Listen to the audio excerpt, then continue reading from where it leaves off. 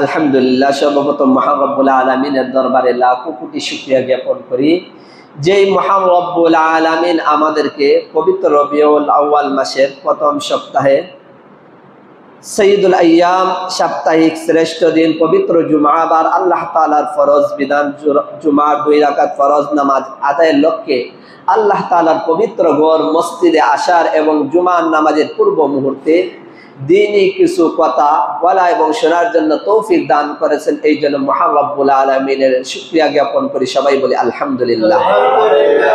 আমি আপনাদের সামনে মহাগ্রন্থ আল কুরআনুল কারীমের একখান আয়াতের অংশ তেলাওয়াত করেছি এবং প্রিয় হাবিব সাল্লাল্লাহু আলাইহি ওয়াসাল্লামের অসংখ্য গণিত হাদিসে মুবারাকা থেকে আল্লাহ তাআলার প্রিয় রাসূলের পবিত্র জবান থেকে নিঃসৃত একখান হাদিসে কারিমা পাঠ করেছি।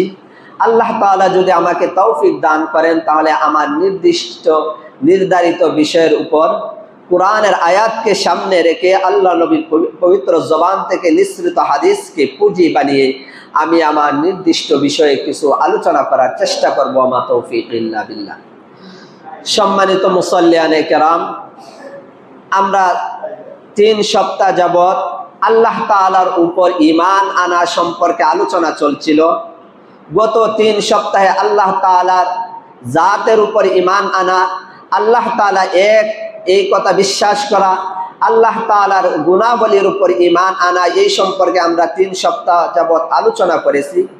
আজকে আমি আপনাদের সামনে যে বিষয়টা নিয়ে আলোচনা করব সেটি হলো আল্লাহ তাআলার ইবাদত করা। এক আল্লাহ তাআলার ইবাদত করতে হবে। আল্লাহ তাআলার সঙ্গে ইবাদতের মধ্যে কোনো মানুষ, কোনো প্রাণী, কোনো ধরনের মাখলুককে আল্লাহ তাআলার ইবাদতের মধ্যে অংশীদার করা যাবে না। যদি আল্লাহ তাআলার সঙ্গে অন্য কাউকে শরীক করা হয় তাহলে ওই ইবাদত আল্লাহ তাআলা কবুল করবেন না। আল্লাহ তাআলার সঙ্গে কাউকে শরীক করা এটা পছন্দ করেন না, আল্লাহ তাআলা এটা গ্রহণ করেন না। শুধু এটা আল্লাহ তাআলা না, কারো সঙ্গে কোনো কিছু গ্রহণ করা, আল্লাহ তাআলার সঙ্গে কোনো মাবুদ হিসাবে অন্য কাউকে নির্ধারণ করা, এটা আল্লাহ তাআলা বলছে শিরক। এটাকে আরবিতে বলা হয় শিরকুন, শরীকদার, অংশীদার করা। তো আমি যে আয়াতে কারিমা আপনাদের সামনে পাঠ করছি, আল্লাহ তাআলা বলতেছেন ইন্নাল্লাহা লা ইয়াগফিরু আইয়ুশরাকা বিহি ওয়া ইয়াগফিরু মা দুনা যালিকা লিমান ইয়াশা। যে ব্যক্তি আল্লাহ তাআলার সঙ্গে শরীক করে ওই ব্যক্তিকে আল্লাহ তাআলা ক্ষমা করেন না। এই আল্লাহ তাআলার সঙ্গে শরীক করা ব্যতীত বান্দা যতই গুনাহ করুক না কেন, আল্লাহ তাআলা চাইলে ওই বান্দাকে তার ওই সমস্ত গুনাহ মাফ করতে পারেন। কিন্তু আল্লাহ তাআলার সঙ্গে কেউ যদি কাউকে শরীক করে, কোনো মূর্তিকে শরীক করে, কোনো মানুষকে শরীক করে, কোনো ধরনের মাখলুককে শরীক করে, তাহলে আল্লাহ তাআলা ওই ব্যক্তির কোনো ধরনের ইবাদত, কোনো কাজ তার এটা আল্লাহ তাআলা গ্রহণ করবেন না। তো এই শিরিক একটা গুরুতর পাপ, এটা একটা জঘন্যতম পাপ। শরীক করা এটা শুধু আল্লাহ তাআলাই যে পছন্দ করেন না শুধু তাই নয়, দুনিয়ার দিকে যদি আমরা লক্ষ্য করি তাহলে অসংখ্য গণিত আমাদের সামনে বুড়ি বুড়ি নজির রয়েছে যারা নিজের সাথে অংশীদার অপরকে করা এটা কখনো পছন্দ করেন না। 1-2টা উদাহরণ আপনাদের সামনে পেশ করি। আমাদের শরীয়তে বিবাহ নামে একটা শরীয়তের হুকুম আছে। তো আমরা জানি একজন নারী একজন পুরুষই গ্রহণ করতে পারে একসাথে।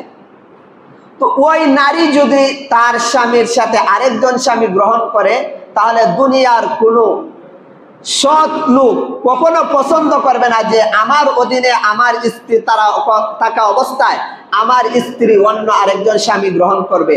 এটা কোনো পুরুষ গ্রহণ করবে না, কোনো পুরুষ এটা মেনে নিবে না। স্ত্রী যে কোনো ভুল ত্রুটি মেনে নিতে পারে, কিন্তু ওই স্ত্রী তার স্বামী থাকা অবস্থায় অন্য স্বামী গ্রহণ করবে এটা কোনো পুরুষ মানতে পারে না। ঠিক তদ্রূপভাবে দেখবেন মহিলারা স্বামীর অনেক কিছু মানে, কিন্তু যখন স্বামী বলে যে আমি আরেকটা বিবাহ করতে চাই তখন স্ত্রী কখনো তারা অনুমতি দিতে চায় না। আপনি তাকে যতই কষ্ট দেন, যাই কিছু বলেন, সব কিছু মেনে নিতে পারে।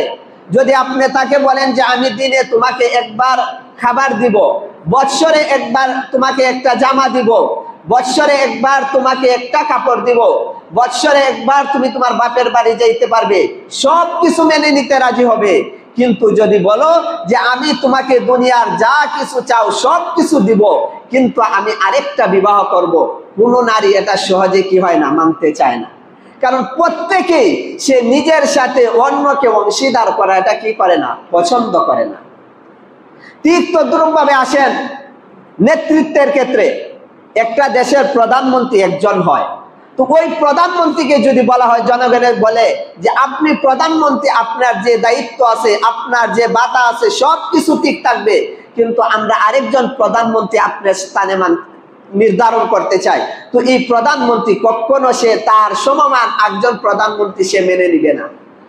ঠিক তদ্রূপভাবে দুনিয়ার প্রত্যেকটা সেক্টরে কোন মানুষ সে তার অংশীদার আরেকজন হোক এটা কখনো মানুষ পছন্দ করে না।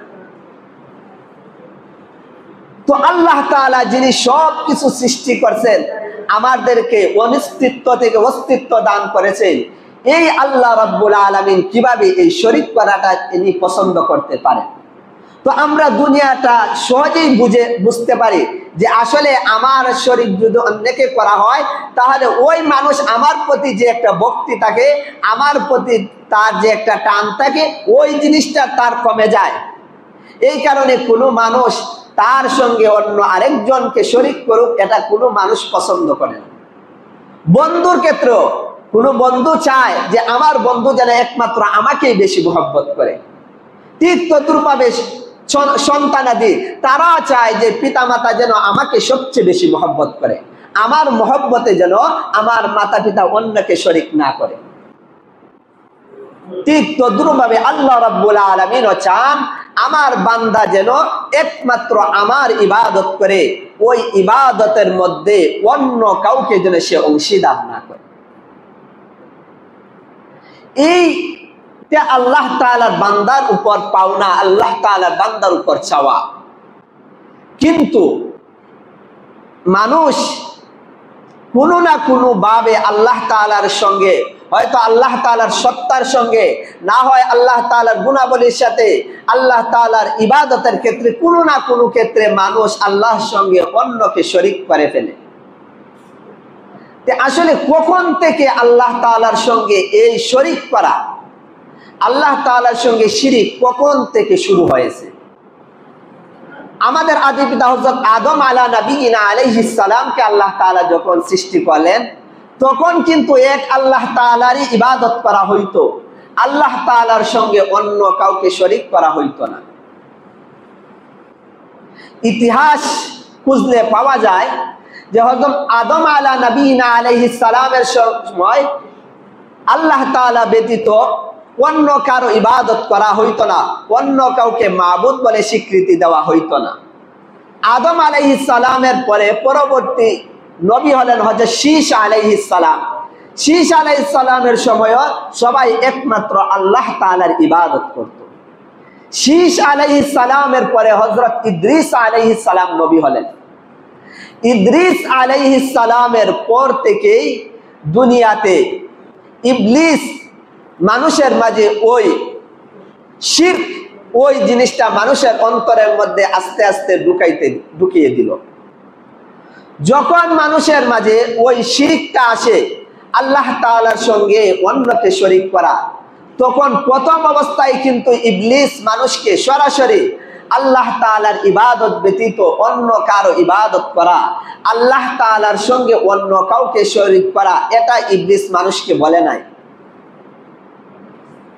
দীর্ঘদিন অতিক্রম করে ধীরে ধীরে ধীরে ধীরে শয়তান মানুষকে ওই মূর্তি পূজায়, গায়রুল্লাহ আল্লাহ তাআলার সঙ্গে অন্যকে শরীক করা, ওই পূজার মধ্যে মানুষ পূজা, মূর্তি পূজা, তারকা পূজা, সূর্য পূজা, চন্দ্র পূজা, বিভিন্ন ধরনের পূজা ওই শয়তানে ইবলিস মানুষের মধ্যে বিভিন্ন সময়ে মানুষের মধ্যে ওইগুলা মানুষের মধ্যে জারি করে দেয়।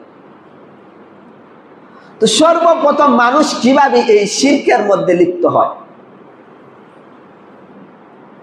ইতিহাসের মধ্যে আসছে যে প্রথম যখন ভালো মানুষগণ মারা যাইত, কোন নবীগণ মারা যাইতেন, কোনো আল্লাহওয়ালা মারা যেতেন, তখন তার পরবর্তী যখন লোকেরা থাকতো, তখন তারা ওই আল্লাহওয়ালা কোনো বুজুর্গ অথবা কোনো নবী যখন মারা যাইতেন, তখন তারা যখন ওই ব্যক্তিকে, ওই আল্লাহওয়ালাকে না পাইতো, তখন তারা ইবাদতের মধ্যে আগে যে তাদের একটা ইতমিনান ছিল, ইবাদতের মধ্যে একটা স্বাদ পাইতো, তো যখন ওই বুজুর্গদেরকে না পাইতো, তখন তাদের মধ্যে একটা পেরেশানি চলে আসতো যে এখন তো আল্লাহ তাআলার কোনো নবী নাই, এখন তো কোনো বুজুর্গ নাই যে যাদেরকে দেখে আমরা ইবাদত করব। তো মানুষের ওই সুযোগটা বুঝে শয়তান তখন সে একজন বুজুর্গ সেজে, সে জুব্বা, লম্বা একটা জুব্বা পরে, দাড়ি রেখে, টুপি পরে, তখন সে মানুষের নিকট আইসা সে উপস্থিত হইল। তখন মানুষকে বলল, তোমরা পেরেশান কেন? তখন মানুষরা বলল যে আমাদের যারা ইবাদত বন্দেগী বেশি করতো, আল্লাহওয়ালা ছিল, তারা তো দুনিয়া থেকে চলে গেছে, তো তারা থাকতে আমরা ইবাদতের মধ্যে যে মজা পাইতাম, যে আমাদের প্রশান্তি আসতো, এখন আমরা ওই ইবাদতের মধ্যে ওই প্রশান্তি পাই না। শয়তান তখন ইবলিস সে মনে মনে যে একটা ভালো একটা পন্থা পাইছি তাদেরকে মূর্তি পূজার মধ্যে লিপ্ত করা, তখন ইবলিস মানুষদেরকে বলছে আসলে কথা সত্য, কিন্তু এর ভিতরে তার মতলব ছিল খারাপ। তখন সে বলল, আচ্ছা এটা তো ভালো কথা, আসলে তোমরা যে আল্লাহ তাআলার ইবাদত করো, ওই আল্লাহ তাআলার ইবাদত করো, কারণ আল্লাহ তাআলার যদি ইবাদত করো তাহলেই তোমরা জান্নাতে যাইতে পারবে, আর আল্লাহ তাআলা ব্যতীত যদি অন্য কারো ইবাদত করো তাহলে তোমরা জান্নাতে যাইতে পারবে না। তখন শয়তান বলল, আচ্ছা তোমরা যাদের কারণে, যারা পৃথিবী থেকে চলে যাওয়ার কারণে তোমরা পেরেশানগ্রস্ত, আমি যদি তাদের একটা ছবি তোমাদের সামনে এনে দেই, তাহলে তোমরা কি তাকে সম্মান করবে, অথবা তাকে পাইলে কি তোমাদের ইতমিনান আসবে? তখন ওই সমস্ত লোক বলল, আচ্ছা ঠিক আছে, তাহলে আপনি আনেন। তখন ওই ইবলিস তাদের যে আল্লাহওয়ালা বুজুর্গ যারা মারা গেছেন, ওই তাদের হুবহু একটা আকৃতি তাদের সামনে আইনে পেশ করলো। পেশ করার পর ওই লোকদেরকে বলল, দেখো তো ওই মূর্তিটার যে ছবি আর তোমাদের যে বুজুর্গ ছিলেন উনার ছবি, উনার চেহারা, উনার অবয়ব আর তার অবয়বের সাথে মিল আছে কিনা? তখন তারা বলল, হ্যাঁ মিল আছে। তখন ইবলিস বলল, তাহলে তাকে তোমরা তোমাদের নিকট রাখো, মাঝে মাঝে তাকে দেখবাই, দেখলে তোমাদের অন্তরের মধ্যে প্রশান্তি আসবে। তো দীর্ঘ সময় এইভাবে অতিক্রম করতে লাগলো। কোনো মানুষ কিন্তু ওই যে মূর্তি তাদের সামনে যেটা পেশ করছিল, কোনো মানুষ তাকে কি করে নাই, পূজা করে নাই, বরং মনের ইতমিনার জন্য মাঝে মাঝে দেখে। তো কয়েক প্রজন্ম অতিবাহিত হওয়ার পর শয়তান আবার ওই মানুষের নিকট সে আবার আসলো, এসে বলল যে তোমাদের তো পূর্বপুরুষরা চলে গেছেন, তো তোমরা তো দেখছো তোমাদের মধ্যে আরো যারা আল্লাহওয়ালা ছিলেন তাদের এই যে আকৃতি, তাদেরকেও তোমরা মাঝে মাঝে সম্মান করবাই, কারণ তারা আল্লাহ তাআলার নৈকট্য বান্দা ছিল। তখন শয়তান আস্তে আস্তে তাদেরকে ওই সমস্ত মূর্তির দিকে ধাবিত করে মানুষকে। তো এইভাবে কয়েক প্রজন্ম চলে গেল যে তারা শুধু ওই মূর্তি, ওই আকৃতিটাকে তারা শুধুমাত্র সম্মান করে, কোনো ধরনের ইবাদত করে না। তো এইভাবে আরো কয়েক প্রজন্ম চলে গেল। চলে যাওয়ার পর আবার শয়তান মানুষের নিকট এসে বলল যে এই সমস্ত যে তোমাদের সামনে তোমাদের পূর্বপুরুষদের যে আকৃতি আছে, তাদেরকে তোমরা, তারা হলো আল্লাহ তাআলার নৈকট্যশীল বান্দা ছিল, তো আল্লাহ তাআলাকে যদি পাইতে চাও তাহলে তাদের কাছে তোমরা চাও, তাদের কাছে যদি তোমরা কিছু চাও তাহলে তারা আল্লাহ তাআলার পক্ষ থেকে তোমাদেরকে এনে দিতে পারবে। তখন আস্তে আস্তে মানুষ ওই মূর্তির দিকে ধাবিত হয়, যেই সমস্ত তাদের পূর্বপুরুষ আল্লাহওয়ালা ছিলেন, ওই সমস্ত আকৃতিকে তারা সামনে রাখতে লাগলো। বিভিন্ন সময় বিভিন্ন প্রয়োজনে ওই তাদের দিকে মানুষ ধাবিত হইল। তো ধীরে ধীরে আদম আলাইহিস সালামে পৃথিবী থেকে চলে যাওয়া ৬০০ বৎসর পর ওই মূর্তি পূজা পৃথিবীর মধ্যে শুরু হয়। তো আদম আলাইহিস সালামের ১২০০ বছর পরে হযরত নূহ আলাইহিস সালাম পৃথিবীতে আসেন। তো ৬০০ বছর পরে যখন মূর্তি পূজা পৃথিবীতে শুরু হলো, তো হযরত আদম আলাইহিস সালামের ১২০০ বছর পরে হযরত নূহ আলাইহিস সালাম পৃথিবীতে আসেন। তো ওই ৬০০ বছর বয়সে, ৬০০ বছরে এই পৃথিবীর মধ্যে, পুরা পৃথিবীর মধ্যে এই মূর্তি পূজা, যে আল্লাহওয়ালা বুজুর্গদের এই সমস্ত মূর্তির পূজা সারা পৃথিবীর মধ্যে ছড়িয়ে পড়ে। যখন সারা পৃথিবীতে ওই মূর্তি পূজা ছড়িয়ে পড়ে, ওই মুহূর্তে আল্লাহ রাব্বুল আলামিন হযরত নূহ আলাইহিস সালামকে পাঠাইলেন যে মানব জাতিকে একমাত্র আল্লাহ তাআলার দিকে দাওয়াত দেওয়ার জন্য। তো নূহ আলাইহিস সালাম আল্লাহ তাআলার আদেশে তার কওমকে 950 বছর দাওয়াত দিয়েছেন। সূরা নূহের মধ্যে আছে, নূহ আলাইহিস সালাম বলতেছেন, ক্বালা রাব্বি ইন্নী দাউতু কওমি লাইলান ওয়া নাহারা।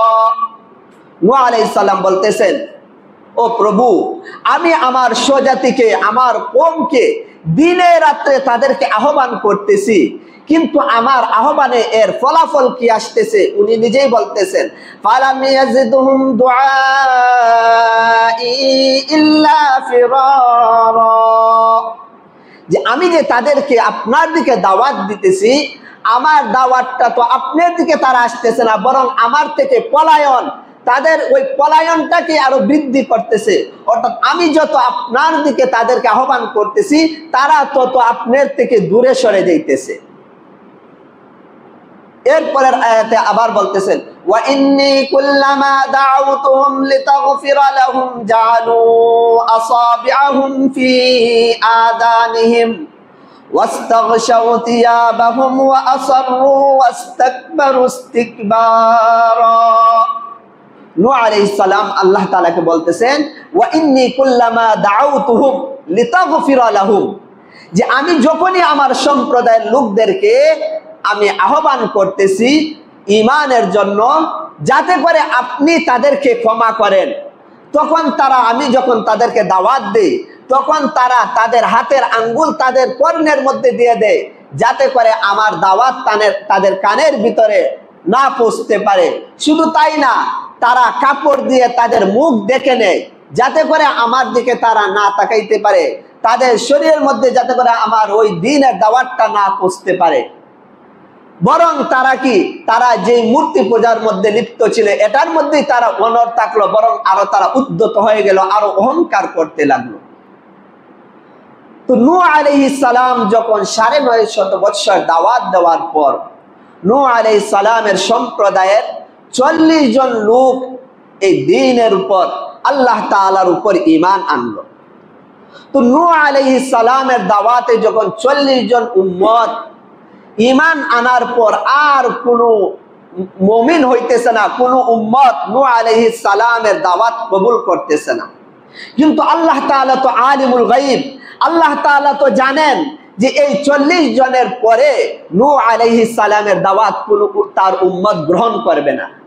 তো আল্লাহ তাআলা যখন এটা জানেন, তো আল্লাহ তাআলা কোরআনে কারিমে বলা হইতেছে যে আল্লাহ তাআলা নূহ আলাইহিস সালামকে জানাই দিলেন যে আপনি যা আপনার উম্মতের যে 40 জন মুমিন হয়েছে, এরপরে আর কোনো মানুষ, আপনার কোনো উম্মত সে দ্বীন গ্রহণ করবে না, ঈমান আনবে না। এটাই কোরআনে কারিমে আল্লাহ তাআলা বলতেছেন, ওয়া উহিয়া ইলা নূহিন আন্নাহু লা ইউমিনা মিন কওমিকা ইল্লা মান আমানা ফালা তাবতাইস বিমা কানু ইয়াফআলুন। ওয়া উহিয়া ইলা নূহিন, আল্লাহ তাআলা নূহ আলাইহিস সালামের উপর ওহী প্রেরণ করলেন যে আন্নাহু লা ইউমিনু মিন কওমিক, যে তোমার কওমের কোনো মানুষ ঈমান আনবে না, ইল্লা মান আমানা, অর্থাৎ যা 40 জন ঈমান এনে ফেলছে তারাই, এছাড়া আর কোনো উম্মত আপনার ঈমান আনবে না। তো ফালা তাবতাইস বিমা কানু ইয়াফআলুন, সুতরাং আল্লাহ তাআলা তার নবী নূহ আলাইহিস সালামকে বলতেছেন তাদের কার্যকলাপে আপনি বিমূঢ় হবেন না, আপনি চিন্তিত হবেন না, কারণ তারা যে 40 জন ঈমান আনছে আর একজন আপনার দাওয়াতে কবুল করবে না। তখন নূহ আলাইহিস সালাম দেখলেন আসলে আমার যে সম্প্রদায়, যে মূর্তি পূজারী, তারা আল্লাহ তাআলার সঙ্গে যে শরীক করতেছে, আল্লাহ তাআলার নাফরমানি করতেছে, তো তাদেরকে যদি দুনিয়াতে এইভাবে রেখে দেওয়া হয়, তাহলে পরবর্তী জেনারেশন যারা আসবে তারা ওই মূর্তি পূজায় লিপ্ত হবে। তখন নূহ আলাইহিস সালাম আল্লাহ তাআলার নিকট বদদুয়া করেন কুরআনে কারিমে সূরা নূহের মধ্যে বলা হয়েছে وقال نوح رب لا تذر على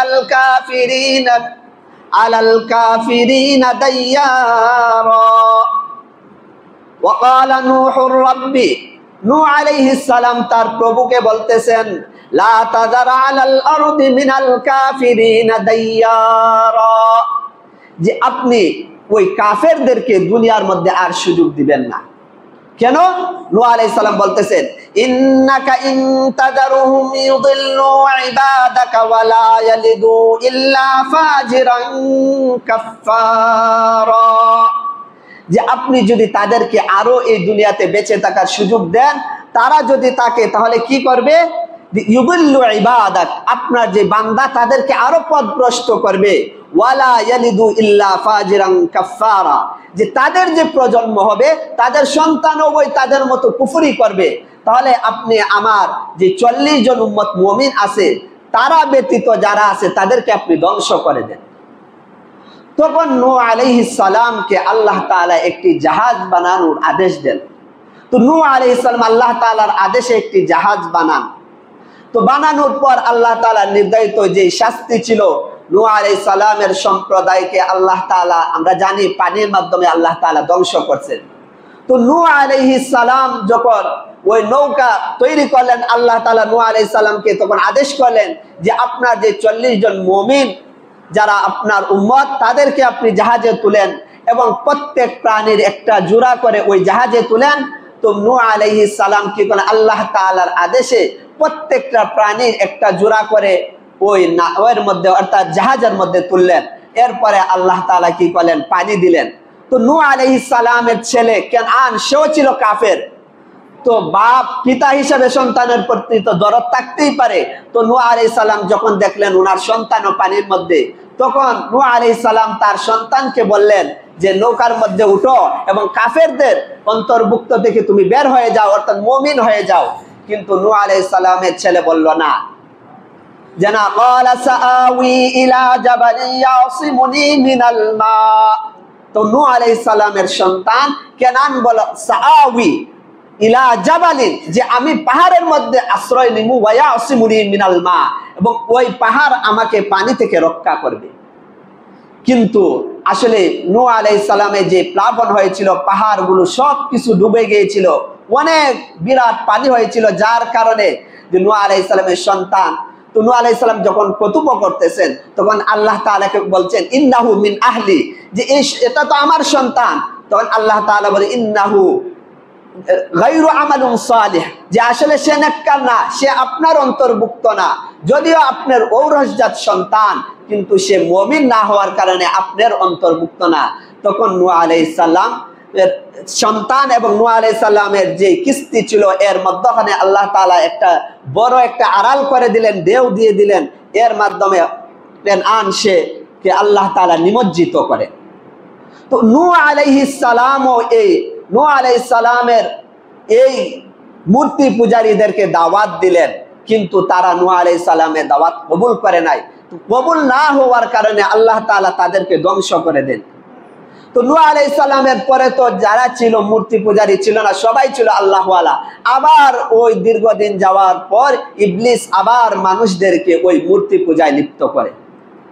তো ধীরে ধীরে সব প্রত্যেক নবীকে আল্লাহ তাআলা এই জন্যই পৃথিবীতে পাঠাইছেন, যাতে করে মানুষদেরকে আল্লাহ তাআলার বুলা মূর্তি পূজারী যারাই আল্লাহ তাআলাকে এক রব বলে বিশ্বাস না করে, আল্লাহ তাআলার সত্তার উপর ঈমান না আনে, আল্লাহ তাআলার গুণাবলীর উপর ঈমান না আনে, তাদেরকে যাতে করে এক আল্লাহ তাআলার প্রতি দাওয়াত দেন, এক আল্লাহর প্রতি ঈমান আনে, যাতে করে একমাত্র আল্লাহ তাআলার ইবাদত করে। একমাত্র যদি আল্লাহ তাআলার উপর ইবাদত করি, তাহলেই ওই ইবাদতটা আল্লাহ তাআলার নিকট গ্রহণযোগ্য হবে। তাহলে আমরা যে ইবাদত করি, এই ইবাদতটা আসলে আল্লাহ তাআলার নিকট গ্রহণযোগ্য হয় কিনা, এটা আমি আপনাদের সামনে আমাদের যে ইবাদত এর প্রকারগুলো আমি বলবো, তাহলে প্রত্যেকেই দেখতে পারবো আমি কোন প্রকারের মধ্যে আছি। তো আমরা যে ইবাদত করি, ইবাদতের ফলাফল হিসাবে 5 ধরনের ইবাদত আমরা করে থাকি। 1 নাম্বার, আমরা যে ইবাদত করি লোক দেখানোর জন্য ইবাদত করি। আমি নামাজ পড়ি, মানুষ আমাকে নামাজি বলবে। আমি হজ করি মানুষ আমাকে হাজি বলবে, আমি যাকাত দেই মানুষ আমাকে যাকাত দাতা বলবে, আমি দান সৎকার করি মানুষ আমাকে দানবীর বলবে। অর্থাৎ মানুষকে দেখানোর জন্য প্রত্যেকটা ইবাদত করি, তো ওই ইবাদত আল্লাহ তাআলার নিকট গ্রহণযোগ্য হবে না। 2 নাম্বার, মানুষকে দেখানোর জন্য না, কিন্তু আমি ইবাদত করি মানুষের মুখের কথা থেকে বেঁচে থাকার জন্য। যেমন যে মানুষ আমাকে বলবে যে বয়স হয়ে গেছে 70 বছর, দাড়ি রাখে না, তাহলে দাড়ি যদি না রাখি তাহলে লোক আমাকে কি বলবে? মানুষ যাতে কোনো কিছু না বলে ওই কারণে আমি কি করতেছি? দাড়ি রাখতেছি। আমি আলেম, তো মানুষের বয়ে কোনো গানের মধ্যে যাইতেছি না যে আমি আমার জুব্বা আছে, পাঞ্জাবি আছে, টুপি আছে, তো মানুষে যদি আমাকে দেখে গানের মধ্যে তাহলে কি বলবে? মানে মানুষকে দেখানোর জন্য না, বরং মানুষের কথা থেকে আমি, মানুষের সমালোচনা থেকে বিরত থাকার জন্য। আমি আলেম মানুষ, আমি নামাজের সময় রাস্তা দিয়ে যাইতেছি, তো যদি রাস্তা দিয়ে যাই তাহলে মানুষ কি বলবে ওই বয়ে আমি নামাজ পড়তেছি। হ্যাঁ, আমি সমাজের নেতা, তো আমি যদি নামাজ না পড়ি তাহলে আমার সদস্য যারা আছে আমার, তারা আমাকে কি বলবে? আমি হাজি সাহেব, আমি যদি এখন মসজিদে না আসি তাহলে মানুষে কি আমাকে বলবে যে হাজি হয়ে গেছেন, এখন মসজিদে এসে নামাজ পড়েন না। হ্যাঁ, আমার সম্পদ আছে, আমি যাকাত দেই না, যদি যাকাত না দিই তাহলে মানুষ আমাকে কি বলবে? অর্থাৎ আমরা প্রত্যেকটা ইবাদত করি যাতে করে মানুষের সমালোচনা থেকে কি করতে পারি? বিরত থাকতে পারি, বাঁচতে পারি। তো এই ইবাদত কিন্তু আল্লাহ তাআলার জন্য না। প্রথমটা ছিল সরাসরি মানুষকে দেখানোর জন্য ইবাদত। 2 নাম্বারটা ছিল যে মানুষের কথা থেকে বেঁচে থাকার জন্য, যাতে করে মানুষের সমালোচনার পাত্র না হই। তাহলে ওই ইবাদতটা কিন্তু আল্লাহ তাআলার জন্য না। তো এই 2 ধরনের ইবাদত আল্লাহ তাআলার নিকট গ্রহণযোগ্য হবে না। ওই 2 ধরনের কোন ইবাদতের কোন প্রতিদান আল্লাহ তাআলার নিকট পাওয়া যাবে না। 3য় নাম্বার, আমরা যে ইবাদত করি সেই ইবাদতটা হয় যে জাহান্নামের ভয়ে। জাহান্নামের ভয়ে আমরা ইবাদত করি, যে যদি আল্লাহ তাআলার ইবাদত না করি তাহলে জাহান্নামে যাইতে হবে। এটা কেমন? একটা উদাহরণ দেখেন, যে দুনিয়াতে অনেক সময় আমরা দেখি, অনেক সময় অনেক মানুষের অনেক কাজ আমরা করে থাকি তার ভয়ে। অনেক সময় সমাজের নেতা হওয়ার কারণে, হ্যাঁ, অনেক সময় সে একটা সাধারণ মানুষকে যখন আদেশ করে, ওই আদেশটা করে ভয়ে, যে যদি আমি এটা না করি তাহলে তার জুলুমের শিকার হইতে পারি, সে আমার উপর আক্রমণ করতে পারে, যে কোনো ভাবে তার কাছ থেকে আমি ক্ষতিগ্রস্ত হইতে পারি। তো ভয়ে কারো কি করা? কোনো আদেশ পালন করা, এটা হলো তিক্তদ্রুপ ভাবে যে শুধুমাত্র জাহান্নামের ভয়ে, যে যদি আমি ইবাদত না করি তাহলে জাহান্নামে যাইতে হবে। তো এই ইবাদত যদিও কি আল্লাহ তাআলার জন্য হইতেছে না, কিন্তু জাহান্নাম থেকে বাঁচার জন্য। এই ইবাদতের মাধ্যমে পরকালে মুক্তি পাওয়া যাবে। কিন্তু আল্লাহ তাআলার মাকসাদ এটা না যে বান্দা শুধু কি আমার ভয়ে কি করো, জাহান্নামের ভয়ে কি ইবাদত করো। এই ইবাদতটা আল্লাহ তাআলার মানুষের কাছে মানসানা। 4 নাম্বার যে ইবাদত, সেটা হলো যে জান্নাতের জন্য। আমি ইবাদত করতেছি শুধুমাত্র জান্নাতের আশায়, যে যদি আমি ইবাদত না করি তাহলে জান্নাতে যাইতে পারবো না। তো আলী রাদিয়াল্লাহু তাআলা আনহু বলছেন এই ইবাদতটা কেমন? এটা কেমন যেন একটা ক্রয় বিক্রয়ের মতো, যে আমি টাকা দিব তাহলে আমাকে কি পণ্য দিবে, যে আমি যদি ইবাদত করি তাহলে আল্লাহ তাআলা আমাকে কি দিবেন? জান্নাত দিবেন। তো আমরা যত কি ইবাদত বেশি করব তো জান্নাতের নিয়ামতটা তত বেশি লাভ করব। এটা যেমন এমন হয়ে গেল যে পরিবর্তন, অর্থাৎ আল্লাহ তুমি যদি আমাকে জান্নাত দেও তাহলে তোমার ইবাদত করব, বেশি যদি জান্নাতের মধ্যে নিয়ামত দেও বেশি ইবাদত করব। তো এই ধরনের ইবাদত আল্লাহ তাআলার উদ্দেশ্য না। 5 নাম্বার, যে একমাত্র আল্লাহ তাআলাকে রাজি এবং খুশি করার জন্য ইবাদত করা। ওই ইবাদতটাই আল্লাহ তাআলার নিকট গ্রহণযোগ্য হবে। আর ওই ইবাদতটা আল্লাহ তাআলার মানসা মানুষের কাছে। এই কারণে আল্লাহ তাআলা কোরআনে কারিমে প্রায় জায়গায় বলছে ইত্তাকুল্লাহ, আল্লাহ তাআলাকে ভয় করা। আসলে ইত্তাকুল্লাহ দ্বারা আল্লাহ প্রায় সময় আনছেন ইয়া আইয়ুহাল্লাযীনা আমানুত্তাকুল্লাহ, হে ঈমানদারেরা যে আল্লাহ তাআলাকে ভয় করো। ওই আমানু ইত্তাকুল্লাহ দ্বারা ওই 5 নম্বরে যে আল্লাহ তাআলাকে ভয় করো, অর্থাৎ এমন ভাবে তুমি দুনিয়াতে চলাফেরা করো যেভাবে দুনিয়ায় আমরা যারা বন্ধু বান্ধব অনেক সময় অনেক চলাফেরা করি, তখন যেমন স্বামী স্ত্রী তারা একজন আরেকজনের কি স্ত্রী স্বামীর প্রত্যেকটা কথা শুনে। কেন? যে যদি আমি না শুনি তাহলে উনি হয়তো কষ্ট পাইবেন, উনার আমার প্রতি যে একটা মহব্বত আছে এটা হয়তো একটু কমে যাবে। এই কারণে স্ত্রীরা কি করে? স্বামীর প্রত্যেকটা আদেশ পালন করে। ঠিক তদ্রুপভাবে সন্তান পিতামাতার প্রত্যেকটা আদেশ পালন করে, যাতে করে তাদের পরিপূর্ণ মহব্বত মাতা পিতার তাদের প্রতি থাকে। তো এইটাই আল্লাহ তাআলার উদ্দেশ্য, যাতে করে বান্দা আমি কোন কাজে রাজি হই, আমি কোন কাজে অসন্তুষ্টি, ওইটা যাতে বান্দা উপলব্ধি করতে পারে, যে যেই কাজের মাধ্যমে আমি রাজি আর খুশি হইব, বান্দা যাতে করে ওই কাজই করে। ওইটাই আল্লাহ তাআলা চান, যাতে করে বান্দা দুনিয়ার প্রত্যেকটা কাজের ক্ষেত্রে সে দেখে যে এই কাজের মাধ্যমে আমার মাওলা আমার প্রতি খুশি হবেন নাকি আমার প্রতি নারাজ হবেন। এই কাজটা আল্লাহ তাআলা আমার কাছে চান নাকি আল্লাহ তাআলা ওই কাজটা আমার প্রতি চান না। ওইটা যদি আমরা লক্ষ্য করি তাহলে প্রত্যেক ওই ইবাদতে আল্লাহ তাআলার মূল উদ্দেশ্য। আর এমন ইবাদত যদি করি তাহলে এর মাধ্যমে আমরা আল্লাহ তাআলাকে পাইব। আর আল্লাহ তাআলাকে যদি পাই তাহলে সব কিছু পেয়ে যাব। কিন্তু যদি আল্লাহ তাআলা ছাড়া অন্যগুলো করি, যে জাহান্নাম থেকে বাঁচা, জান্নাতের আশা, এই দুই প্রকারের মাধ্যমে কি নাজাত পাওয়া যাবে জাহান্নাম থেকে। কিন্তু আল্লাহ তাআলা চান প্রত্যেকটা বান্দা যেন একমাত্র আমার জন্য হয়ে যায়। যখন বান্দা ফানাফিল্লাহ হয়ে যায় আল্লাহ তাআলার জন্য, তখন আল্লাহ তাআলা ওই বান্দার জন্য হয়ে যান। তো আল্লাহ তাআলা আমাদের সবাইকে যেন পরিপূর্ণভাবে আল্লাহ তাআলার উপর ঈমান আনার এবং একমাত্র আল্লাহ তাআলার জন্যই ইবাদত করার, গায়রুল্লাহ কোনো ধরনের মানুষকে দেখানোর জন্য, মানুষ আমাকে কোনো কিছু বলবে, জাহান্নাম থেকে বাঁচার জন্য, জান্নাত পাওয়ার জন্য, এই সমস্ত উদ্দেশ্যে যেন আল্লাহ তাআলা ইবাদত না করি, একমাত্র যেন আল্লাহ তাআলাকে রাজি খুশি করতে পারি। আল্লাহ তাআলা আমাদের সবাইকে পরিপূর্ণ মুমিন হিসাবে কবুল করুন। সবাই যেন একমাত্র আল্লাহ তাআলাকে রাজি এবং সন্তুষ্টি করার জন্য ইবাদত করতে পারি। আমিন। ওয়া আখিরু দাওয়ানা আনিল হামদুলিল্লাহি রাব্বিল আলামিন।